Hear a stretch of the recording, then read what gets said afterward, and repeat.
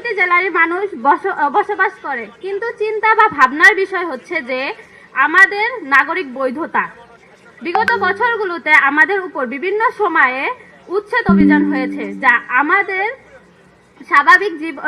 স্বাভাবিক জীবনে বেঁচে থাকার অনেকটাকে প্রশ্নবিদ্ধ করে তোলে। কিন্তু ইতিমধ্যে আমরা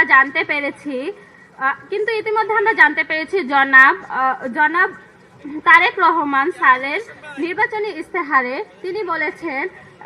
তিনি বলেছেন হি হ্যাজ এ প্ল্যান, যেখানে দরিদ্র জনবসতির জন্য এসআইও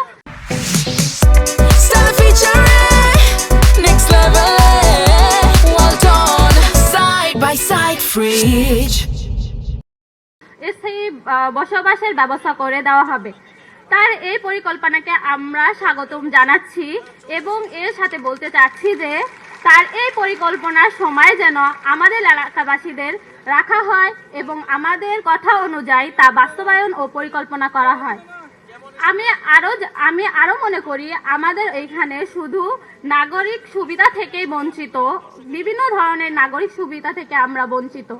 যেমন শিক্ষার কথাই বলি, শিক্ষার কথা বলতে গেলে হয় আমাদের ওইখানে তো কোনো প্রাথমিক সরকারি স্কুল নেই, হাই স্কুল তো দূরের কথা, উন্নত মানের শিক্ষার ব্যবস্থা তো আরো দূরের কথা।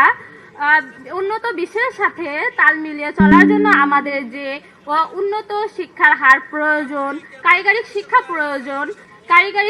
প্রয়োজন, সংস্কৃতির চর্চা প্রয়োজন, এগুলো আরো অনেক কিছু যেগুলো আমাদের ওইখানে তাতে পাওয়া যায় না।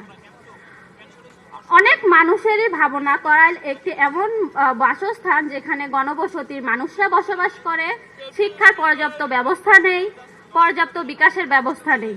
কিন্তু আমি মনে করি করাইলের মানুষের মন কাদা মাটির মতো, তাদেরকে যেভাবে খুশি সেভাবেই তৈরি করা যেতে পারে।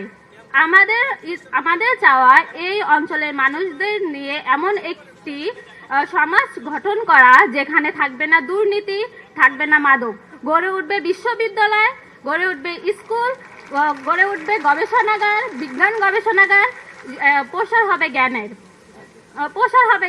আমাদের বাসস্থান শিক্ষার পাশাপাশিও বিভিন্ন ধরনের সমস্যা রয়েছে।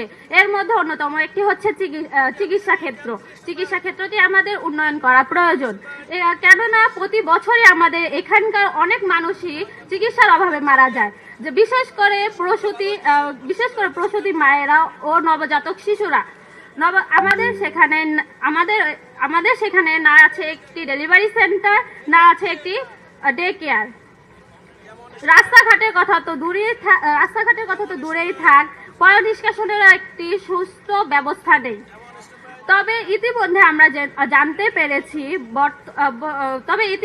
জানতে পেরেছি বিএনপি ভবিষ্যতে যদি সরকার গঠন করতে পারে তাহলে আমাদের বিভিন্ন ধরনের সুযোগ সুবিধা প্রদান করবে, যা শুনে আমরা অনেক আশ্বস্ত।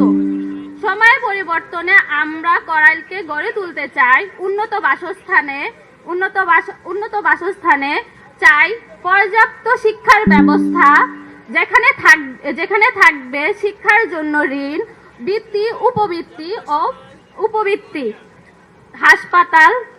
হাসপাতাল, মায়েদের জন্য থাকবে ডেলিভারি সেন্টার, শিশু বিকাশের জন্য থাকবে বিনোদনের ব্যবস্থা, ডে কেয়ার, সংস্কৃতি ক্লাব, ধর্মীয় ক্লাব ইত্যাদি নিয়ে গড়ে উঠবে একটি আদর্শ এলাকা, যেখানে আমরা এলাকার বাসীরা কাজ করব এবং আপনাদেরকে সাথে পাবো।